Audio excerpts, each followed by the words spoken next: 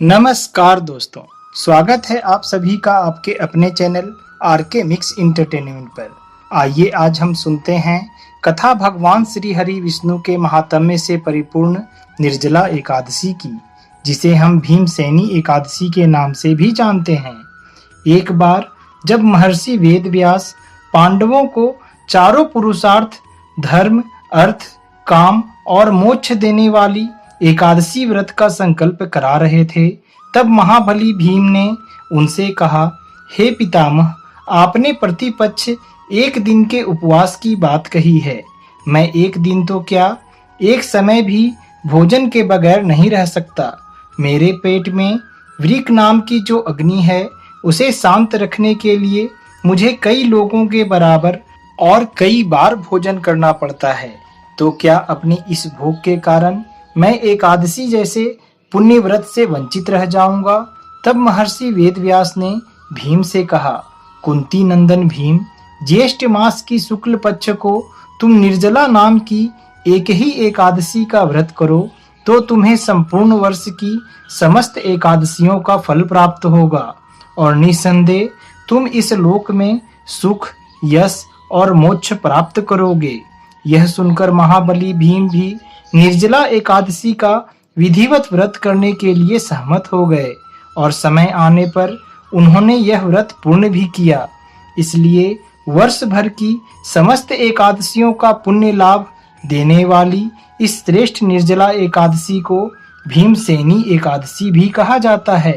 निर्जला एकादशी के व्रत में स्नान और आचमन के सिवा जल वर्जित है। इस केवल एक दिन में मनुष्य निर्जल रहकर अपने समस्त पापों से मुक्त हो सकता है।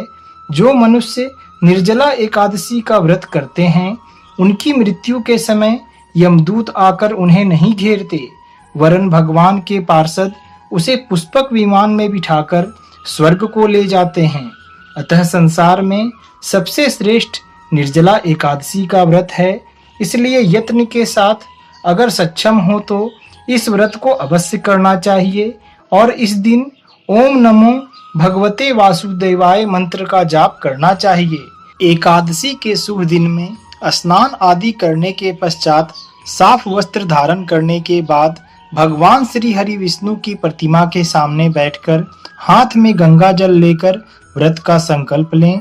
व्रत का संकल्प करने के पश्चात माता तुलसी एवं भगवान भास्कर को जल अवश्य अर्पित करें।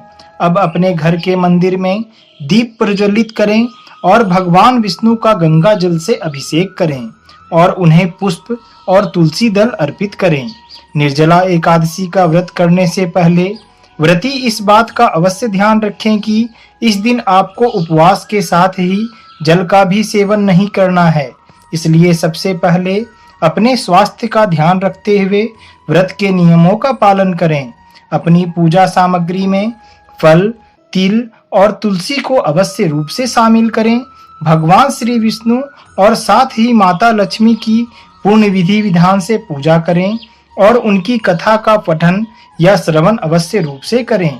इस एकादशी पर अपने घर में हवन जरूर करें, क्योंकि यह एक विशेष एकादशी है। एकादशी के पारण पर अगर हो सके तो अपने आसपास के ब्राह्मणों को दान जरूर करें। इसका बहुत ही पुण्य फल प्राप्त होता है। आइए दोस्तों, अब जानते हैं कि साल 2022 में आप निर्जला एकादशी का पावन पर्व किस तिथि को कर सकते हैं। एकादशी का व्रत कभी कभी लगातार 2 दिनों के लिए हो जाता है। तब असमर्थ परिवारजनों को पहले दिन एकादशी का व्रत करना चाहिए। दूसरे दिन वाली एकादशी को दूजी एकादशी कहते हैं। सन्यासियों, विधवा स्त्रियों और मोक्ष प्राप्ति के इच्छुक श्रद्धालुओं को दूजी एकादशी के दिन व्रत करना श्रेष्ठ होता है। इस कारण इस साल असमर्थ परिवारजनों के लिए एकादशी का व्रत 10 जून को करना ही सर्वोत्तम है। इस दिन एकादशी तिथि 10 जून दिन शुक्रवार को सुबह के 7:25 पर आरंभ हो रही है, जिसका समापन 11 जून को सुबह के 5:45 पर हो रहा है। इस दिन हरिवासर के समाप्त होने का समय सुबह के 11:09 पर है।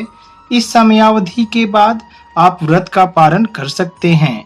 ऐसी मान्यता है कि एकादशी के व्रत का पारण हरिवासर के दौरान नहीं करना चाहिए।